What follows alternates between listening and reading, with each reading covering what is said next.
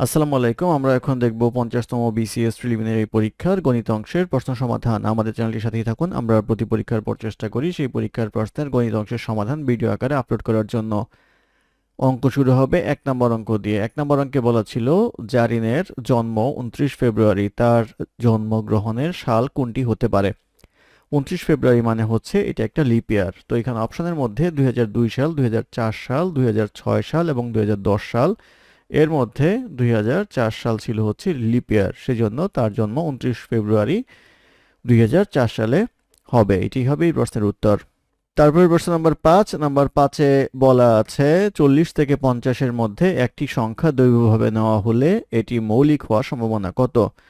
তো 40 থেকে 50 এখানে মোট সংখ্যা হচ্ছে 11টি, আর এর মধ্যে মৌলিক সংখ্যা আছে হচ্ছে 41, 43 আর হচ্ছে 47। তাহলে তিনটা হচ্ছে মৌলিক সংখ্যা।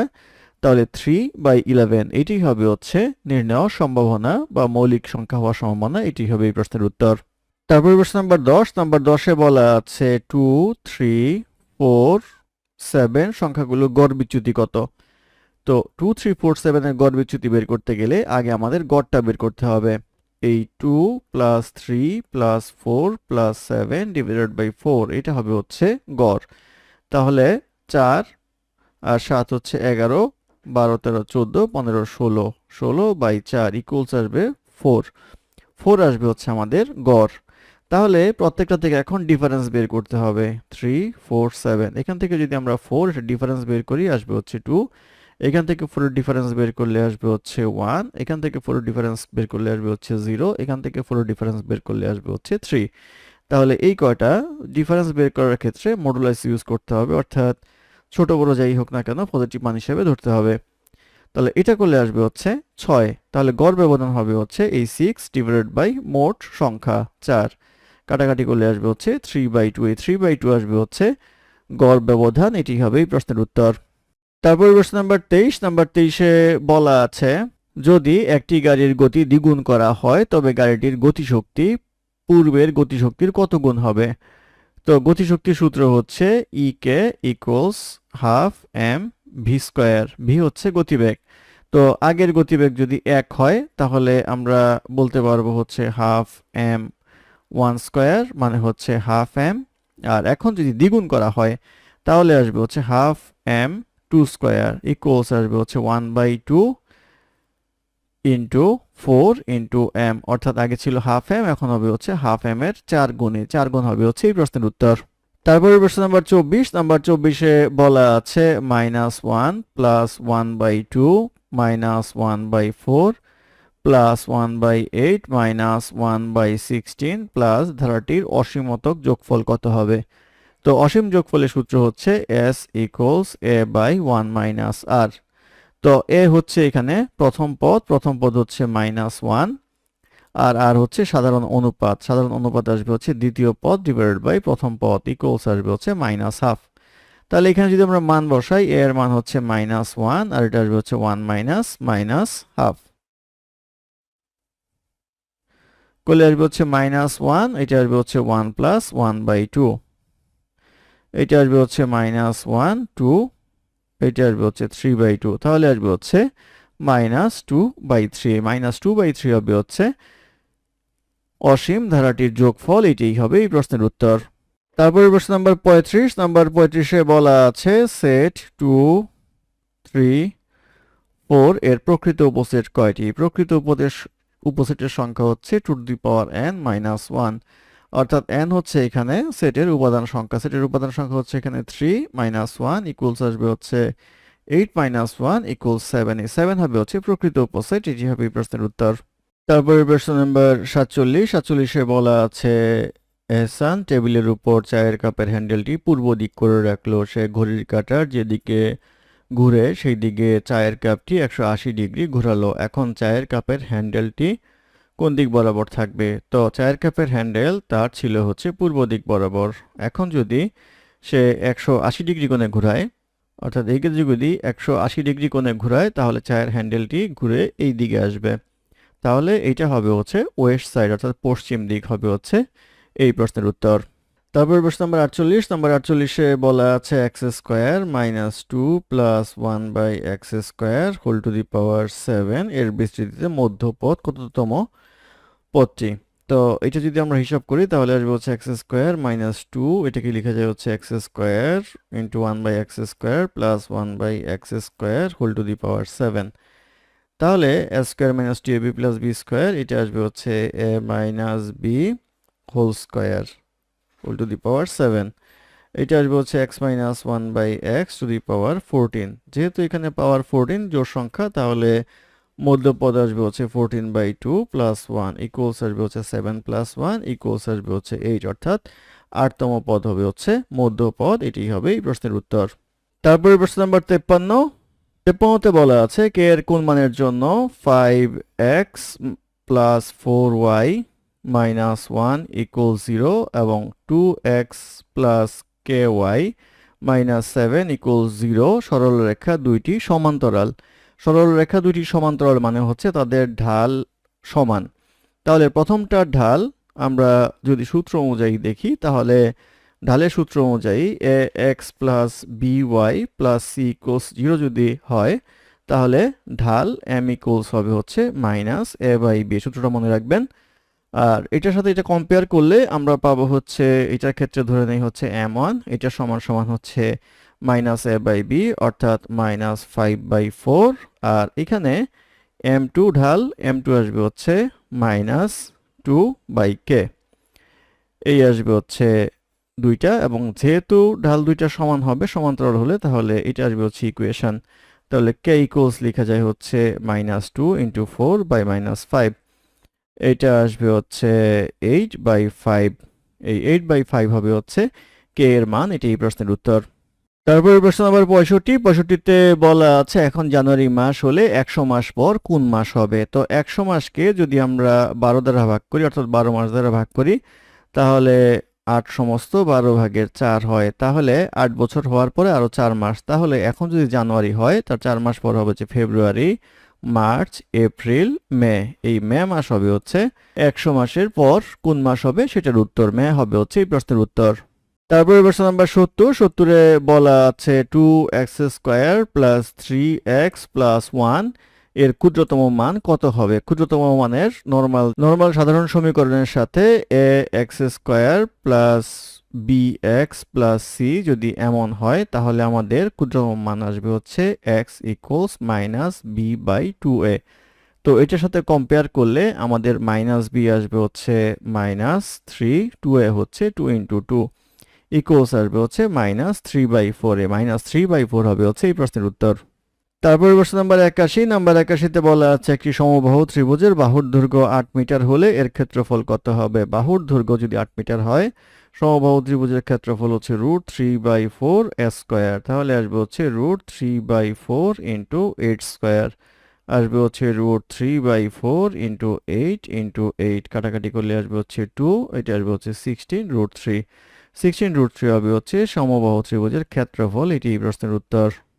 তারপরে প্রশ্ন নম্বর 92-তে বলা আছে x square minus p plus q x plus p q equal 0 এর সমাধান সেট কোনটা হবে। এটা করলে পাবো হচ্ছে x square minus p x minus q x plus p q equal 0, বা এক্স কমন নিলে আসবে হচ্ছে x minus p minus q common নিলে আসবে হচ্ছে এক্স মাইনাস পি ইকুয়াল 0, বা x minus p into x minus q equal 0, x equals আসবে হচ্ছে পি, এক্স ইকুয়ালস আসবে হচ্ছে কিউ। তাহলে সমাধান সেট আসবে হচ্ছে পি কিউ। এটি হবে এই প্রশ্নের উত্তর।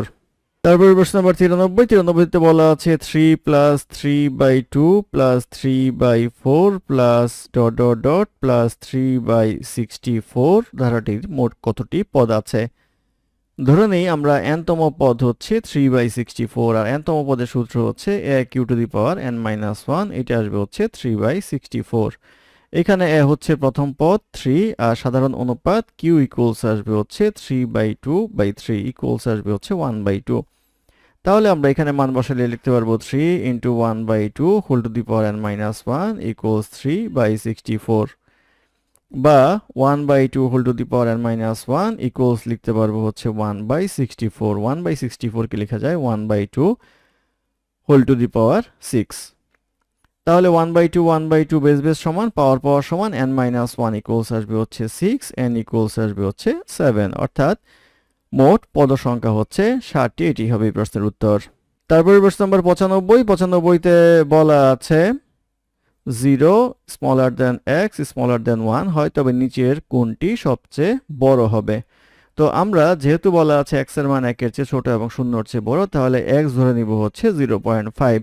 তাহলে x 0.5 যদি হয় তাহলে 2x আসবে হচ্ছে 0.5 ইন্টু 2 ইকুয়ালস আসবে হচ্ছে 1, আর আসবে হচ্ছে x স্কয়ার আসবে হচ্ছে 0.5 স্কয়ার ইকুয়ালস আসবে 0.25, আর x প্লাস 1 এটা সমান সমান আসবে হচ্ছে 0.5 প্লাস 1 ইকুয়ালস আসবে হচ্ছে 1.5। তাহলে এখানে সবচেয়ে বড় হচ্ছে 1.5, তাহলে x প্লাস 1 হবে হচ্ছে সবচেয়ে বড়। এটি প্রশ্নের উত্তর। তারপরে প্রশ্ন নাম্বার 96তে বলা আছে একটি ত্রিভুজের তিনটি কোণের পরিমাপ x, x/2 আর 3x/2, ক্ষুদ্রতম কোণের মান রেডিয়ানে কত হবে। তো এই কটা যোগ করলে আমরা জানি ত্রিভুজের তিন কোণের সমষ্টি 180 ডিগ্রি, বা 2 নিলে এটা আসবে হচ্ছে 2x plus x plus 3x equals আসবে হচ্ছে 180 ডিগ্রি, বা এটা আসবে হচ্ছে 6x ইকুয়ালস আসবে হচ্ছে 180 ইন্টু 2, বা x ইকুয়ালস আসবে হচ্ছে 180 ইন্টু 2/6। এটা কাটলে আসবে হচ্ছে 30 into 2, x equals to 30 into 2। আমাদের ক্ষুদ্রতম কোণ যেটা সেটা হচ্ছে x/2। x/2 যদি হয় তাহলে 30 ইন্টু 2/2 ইকুয়ালস আসবে হচ্ছে 30 ডিগ্রি। সবচেয়ে ছোট কোণ হচ্ছে 30 ডিগ্রি। এখন এটাকে রেডিয়ানে নিতে হলে আমরা করব হচ্ছে π/180 ডিগ্রি ইন্টু 30 ডিগ্রি। রেডিয়ানে কনভার্ট করতে গেলে এমন আসবে, তাহলে π/6, এই π/6 হবে হচ্ছে রেডিয়ান কোণের মান। এটি হবে এই প্রশ্নের উত্তর। তারপর প্রশ্ন নম্বর 97তে বলা আছে অ্যাবসিসা ABSCISS শব্দটির বর্ণগুলোকে নিয়ে কত প্রকারের বিন্যাস করা যায়। তো এই ক্ষেত্রে আমাদের হিসাব করতে হবে, এখানে মোট অক্ষর হচ্ছে 8টা, আর এ হচ্ছে এখানে 2টা, এস হচ্ছে এখানে 3টা, তাহলে আসবে হচ্ছে 8 factorial divided by 2 factorial divided by 3 factorial. এটা করলে আসবে হচ্ছে 40320, আর 2 ফ্যাক্টোরিয়াল হচ্ছে 2, 3 ফ্যাক্টোরিয়াল হচ্ছে 6। এইটা আসবে হচ্ছে 3360, 3360 হবে হচ্ছে এই প্রশ্নের উত্তর। তারপর প্রশ্ন নাম্বার 110 বলা আছে মুনাফার হার কত হলে কিছু পরিমাণ টাকা চক্রবৃদ্ধি হারে 10 বছরে দ্বিগুণ হবে। তো এই ক্ষেত্রে চক্রবৃদ্ধি সূত্রের ক্ষেত্রে আমরা রুলস নাম্বার 72 ইউজ করতে পারি। 72 কে আপনি 10 দ্বারা ভাগ করলে ইন্টারেস্ট রেটটা পেয়ে যাবেন দ্বিগুণ হওয়ার। এটা করলে আসে হচ্ছে 7.2%। তো এখানে অপশনে আছে হচ্ছে তার কাছাকাছি 7.17%। এই 7.17% হবে হচ্ছে এই প্রশ্নের উত্তর। তারপর প্রশ্ন নাম্বার 118তে বলা আছে x প্লাস 1/x ইকুয়াল 0 হয়, তাহলে রুট x প্লাস 1/√x এর মান কত। তো এটাকে লেখা যাবে হচ্ছে root x whole square plus 1/√x whole square equal 0, বা a square plus b square, এটা আসবে হচ্ছে a plus b whole square minus 2ab equals আসবে হচ্ছে 0, বা root x plus 1/√x whole square equals আসবে হচ্ছে 2, বা উভয় পক্ষে বর্গমূল করলে root x plus 1/√x equals আসবে হচ্ছে √2। এই √2 হবে হচ্ছে নির্ণয় মান। এটি প্রশ্নের উত্তর। তারপর প্রশ্ন নাম্বার 134 বলা আছে 3x মাইনাস 1 মডুলাস স্মলার দেন 2 এর সমাধান সেট কোনটা হবে। তো এটা যদি ধনাত্মক হয় তাহলে আসবে হচ্ছে 3x মাইনাস 1 স্মলার দেন 2, বা 3x স্মলার দেন 3, বা x স্মলার দেন 1। আবার যদি এমন হয় ঋণাত্মক হয় তাহলে আসবে হচ্ছে 3x minus 1 is greater than minus 2, বা এটা আসবে হচ্ছে 3x is greater than minus 1, বা x is greater than minus 1/3। তাহলে এখানে মাইনাস 1/3 এর চেয়ে বড় এবং 1 এর চেয়ে ছোট, তাহলে আমাদের সমাধান সেট আসবে হচ্ছে মাইনাস 1/3 আর 1। এটি হবে হচ্ছে এই প্রশ্নের উত্তর। পরিবর্তন নাম্বার 137, নাম্বার 137-এ বলা আছে x two the power 4 minus 2x plus 1 K x minus 3 দ্বারা ভাগ করলে ভাগশেষ কত হবে। তো এটা দ্বারা ভাগ করলে এটা 0, x ইকুয়ালস 3 এর মান বসালে যতটুকু থাকবে সেটি হবে হচ্ছে উত্তর। তাহলে এখানে যদি বসাই 3 two the power 4 minus 2 into 3 plus 1 আসবে হচ্ছে 3 টু দি পাওয়ার 4 যদি আমরা করি 81 মাইনাস 6 প্লাস 1 ইকুয়ালস আসবে হচ্ছে 76। এই 76 হবে হচ্ছে ভাগশেষ, এটি এই প্রশ্নের উত্তর। তারপরে প্রশ্ন নাম্বার 146, 146-এ বলা আছে যদি a by b equals b by c equals 2/3 হয় তাহলে a/c এর মান কত হবে। তাহলে a বাই b ইকুয়ালস হচ্ছে 2/3, b বাই c ও আমরা লিখতে পারবো হচ্ছে 2/3। এদিকে যদি গুণ করি তাহলে আসবে হচ্ছে a by b into b by c equals 2/3 into 2/3 equals আসবে হচ্ছে 4/9। এটা কাটা তাহলে আসবে হচ্ছে a/c 4:9। এই a/c ইকুয়ালস 4:9, এটি হবে এই প্রশ্নের উত্তর। তারপরে প্রশ্ন নাম্বার 152, 152-তে বলা আছে যদি log x 324 ইকুয়ালস 4 হয় তবে x এর মান কত। তাহলে আমরা লিখতে পারবো হচ্ছে x two the power 4 equals 324 বা x two the power 4 equals লিখা যাবে হচ্ছে √2 হোল টু দি পাওয়ার 4। যেহেতু পাওয়ার সমান অতএব x ইকুয়ালস আসবে হচ্ছে 3√2, x ইকুয়ালস 3√2, এটি হবে এই প্রশ্নের উত্তর। তারপরে প্রশ্ন নাম্বার 156, 156-তে বলা আছে সমান দৈর্ঘ্যের দুইটি দড়ির একটি দিয়ে ক্ষেত্রাকার বেষ্টনী তৈরি করা হয় এবং অপরটি দিয়ে বর্গক্ষেত্রাকার বেষ্টনী তৈরি করা হয়, কোন তথ্যটি সঠিক। এখানে ক্ষেত্রফলের সাথে সম্পর্ক জানতে চাওয়া হয়েছে। তো এই ক্ষেত্রে আমরা ধরে নেই হচ্ছে আয়তক্ষেত্রের যেই দড়িটা আছে এটা হচ্ছে দৈর্ঘ্য হচ্ছে 20 মিটার আর বর্গক্ষেত্রের ক্ষেত্রেও দৈর্ঘ্য হচ্ছে 20 মিটার। তো 20 মিটারকে যদি 4 ভাগ করি তাহলে প্রত্যেকটা বাহু আসবে হচ্ছে 5 মিটার। তাহলে ক্ষেত্রফল আসবে হচ্ছে 5 × 5 ইকুয়ালস 25 মিটার স্কয়ার। একইভাবে যদি 20 মিটার যদি পরিসীমা হয় তাহলে 2 দ্বারা ভাগ করলে আসবে হচ্ছে 10 মিটার। 10 মিটার হবে হচ্ছে দুই বাহুর যোগফল বা দৈর্ঘ্য বা প্রস্থ যোগ করলে 10 মিটার হবে। তাহলে এমন হতে পারে 1 × 9 ইকুয়ালস 9 মিটার স্কয়ার ক্ষেত্রফল হতে পারে, আবার হতে পারে 2 × 8 16 মিটার স্কয়ার ক্ষেত্রফল হতে পারে, আর এটা হতে পারে 3 × 7 21 মিটার স্কয়ার ক্ষেত্রফল হতে পারে, আর এটা হতে পারে 4 × 6 24 মিটার স্কয়ার ক্ষেত্রফল হতে পারে, আর এটা হতে পারে হচ্ছে 5 × 5 25 মিটার স্কয়ার হতে পারে। তারপরে করলে আবার একইভাবে উল্টো দিকে যাবে। তো এটা যেহেতু বর্গক্ষেত্র হয় তাহলে এটা এই সাইডের হিসেবে কল্পনা করলে বাকিগুলো হচ্ছে আয়তক্ষেত্রের ক্ষেত্রফল। এখন দেখা যাচ্ছে বর্গক্ষেত্রের ক্ষেত্রফল হচ্ছে 25, আয়তক্ষেত্রের ক্ষেত্রফল সবগুলাই কম। সেজন্য আমরা বলতে পারবো হচ্ছে বর্গক্ষেত্রের ক্ষেত্রফল আয়তক্ষেত্রের চেয়ে বেশি হবে, এটি হবে এই প্রশ্নের উত্তর। তারপরের প্রশ্ন 157, 157-তে বলা আছে লামিয়া একটি শ্রেণীর সামনে থেকে নবম এবং পেছন থেকে 36তম হলে শ্রেণীতে শিক্ষার্থী কতজন। তো লামিয়া সামনে থেকে হচ্ছে নবম, এটা হচ্ছে সে 9th, আর পেছন থেকে হচ্ছে সে 36তম 36th। তাহলে তার পেছনে আছে হচ্ছে 35 জন আর সামনে আছে হচ্ছে 8 জন আর সে নিজে একা একজন। তাহলে এটা যোগ করলে আসবে হচ্ছে 44, অর্থাৎ শ্রেণীতে শিক্ষার্থীর সংখ্যা হচ্ছে 44 জন, এটি হবে এই প্রশ্নের উত্তর। তারপরে প্রশ্ন নম্বর 167, 167-তে বলা আছে 0.5 গুণ 0.05 গুণ 0.005 সমান সমান কত। 5 × 5 = 25, 5 × 25-এ আসবে হচ্ছে 125। এখন 3 ঘর, এখানে 2 ঘর আর এখানে 1 ঘর, 6 ঘর আগে দশমিক হবে। তাহলে 3টা 4টা 5টা 6টা অর্থাৎ 0.000125 হবে হচ্ছে গুণফল, এটি এই প্রশ্নের উত্তর। প্রশ্ন নম্বর 169, 169-এ বলা আছে 2/5, বলা আছে 3/5 এবং 6/15 এর লসাগু কত। এটা লসাগু বের করতে হলে উপরের গুলোর লসাগু নিচের গুলোর গসাগু করতে হবে। উপরের গুলোর লসাগু করলে পাবো হচ্ছে 6, নিচের গুলোর গসাগু করলে আসবে হচ্ছে 5, অর্থাৎ 6/5 হবে হচ্ছে ভগ্নাংশগুলোর লসাগু, এটি হবে এই প্রশ্নের উত্তর। প্রশ্ন নম্বর 176, 176-এ বলা আছে a ইকুয়ালস x, যেন x স্বাভাবিক সংখ্যা এবং x smaller than or equals 5। তো এখানে স্বাভাবিক সংখ্যা এবং x এর মান যদি 1 এর সমান বা 5 হয় তাহলে সেট a হবে হচ্ছে 1 2 3 4 5। এই তো জিজ্ঞাসা করা হচ্ছে power set of a equals কত। পাওয়ার সেট আসবে হচ্ছে সূত্র 2 টু দি পাওয়ার n। তাহলে n হচ্ছে এখানে উপাদান সংখ্যা, n হচ্ছে এখানে 5টা 2 টু দি পাওয়ার 5 ইকুয়ালস আসবে হচ্ছে 32, অর্থাৎ 32টা হবে হচ্ছে পাওয়ার সেটের উপাদান সংখ্যা। এটি এই প্রশ্নের উত্তর। প্রশ্ন নম্বর 194। 194তে বলা আছে একটি আয়না থেকে একটি বস্তু আয়নার পৃষ্ঠ থেকে পৃষ্ঠের লম্ব বরাবর সেকেন্ডে 10 সেন্টিমিটার বেগে চলতে শুরু করলো।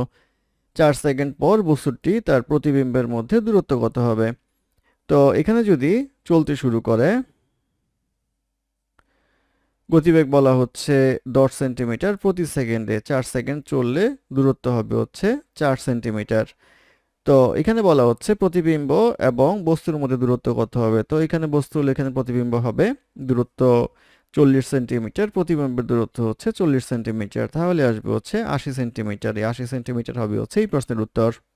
প্রশ্ন নম্বর 200। 200তে বলা আছে ঘড়ির ঘন্টার কাঁটা ও মিনিটের কাঁটা একদিনে কতবার মিলিত হয়? একদিন মানে হচ্ছে 24 ঘন্টা, 24 ঘন্টায় মিলিত হয় হচ্ছে 22 বার। এই 22 হবে হচ্ছে এই প্রশ্নের উত্তর। ধন্যবাদ আমাদের সাথে থাকার জন্য। আমাদের চ্যানেলটি ভালো লাগলে অবশ্যই সাবস্ক্রাইব করবেন, লাইক, কমেন্ট এবং শেয়ার করবেন। আমাকে কোনো সমস্যা থাকলে আমাদের কমেন্টে জানাবেন, আমরা চেষ্টা করব কমেন্টের রিপ্লাই দেওয়ার জন্য। ধন্যবাদ।